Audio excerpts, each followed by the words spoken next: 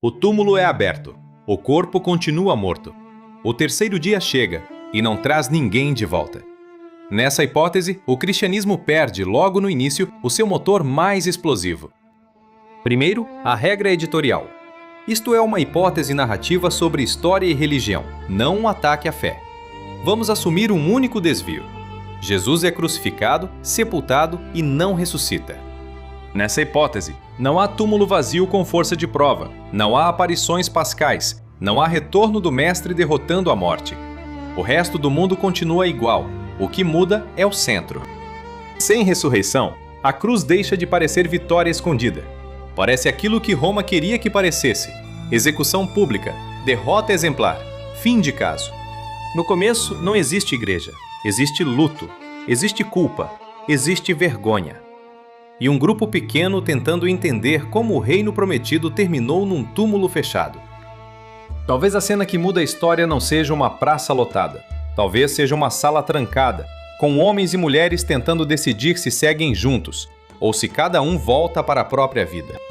O mais pesado não é só a morte, é o silêncio depois dela. Amanhece de novo, a porta continua fechada, o mundo continua igual e nenhum sinal chega para reorganizar a derrota.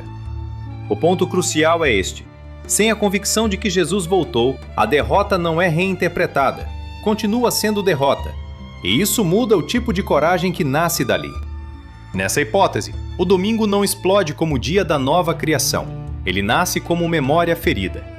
O calendário da esperança não encontra o mesmo impulso para começar. Pedro ainda poderia liderar alguma coisa, mas sem ressurreição, ele lidera o quê?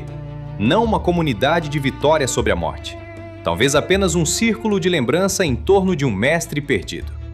Em vez de um movimento incendiado por anúncio, talvez sobrasse uma comunidade pequena, discreta, tentando manter vivas palavras de consolo sem a mesma convicção de que a história tinha virado de eixo.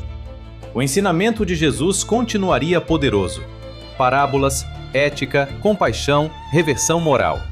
Mas, sem ressurreição, a mensagem perde a afirmação central de que a morte foi atravessada e vencida.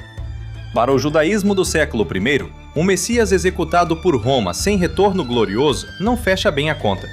O movimento teria de sobreviver com uma ferida teológica aberta desde o primeiro dia. No mundo sem ressurreição, o túmulo não vira portal, vira argumento contrário, vira pedra contra o movimento, vira o lugar onde a história parece encerrar em vez de começar. Agora entra uma peça enorme. Sem ressurreição como centro da mensagem, a conversão de Paulo ou não acontece, ou acontece de outro jeito, sem a mesma carga de urgência universal. Cartas sem a ressurreição no centro não carregam o mesmo combustível. Elas ainda poderiam consolar, orientar e lembrar, mas não empurrariam uma revolução espiritual com a mesma força. Sem morte e ressurreição como eixo, até o batismo perderia parte do seu simbolismo mais explosivo. Continuaria rito, mas talvez deixasse de ser passagem tão forte para uma vida nova.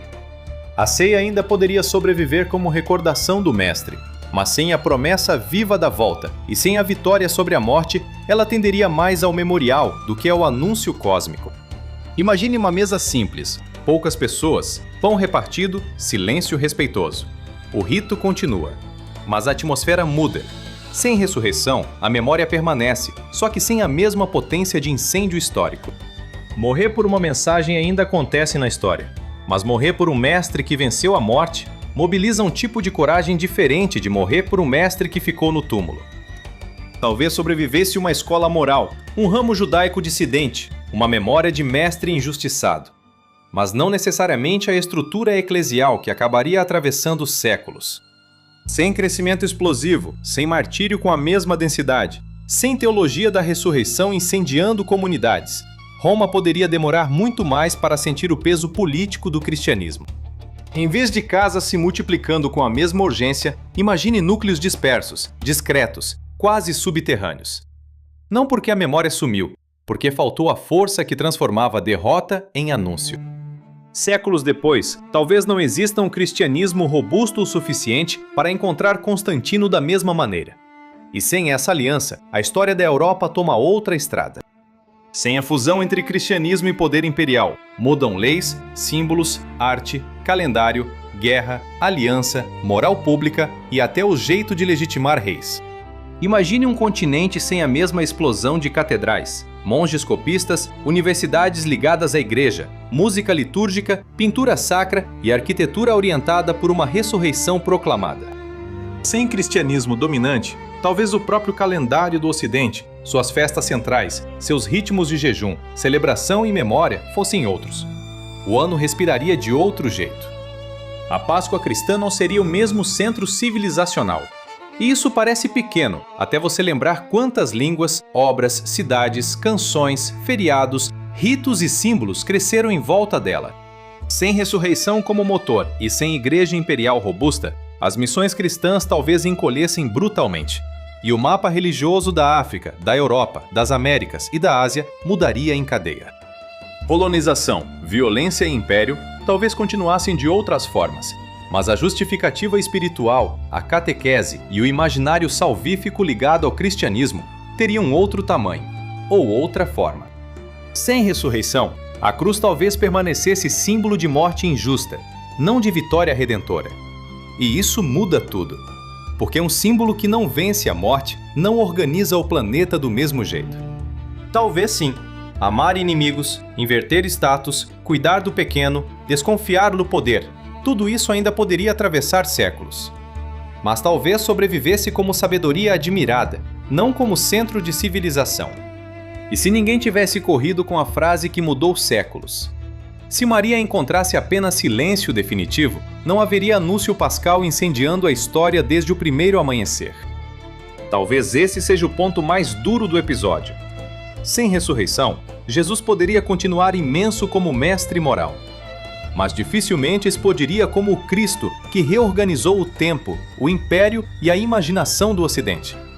O planeta seguiria girando, Roma seguiria governando, povos continuariam guerreando, amando, enterrando e esperando. Mas o eixo espiritual de boa parte da história humana talvez nunca saísse do mesmo lugar. O verdadeiro choque talvez não fosse só religioso, seria histórico.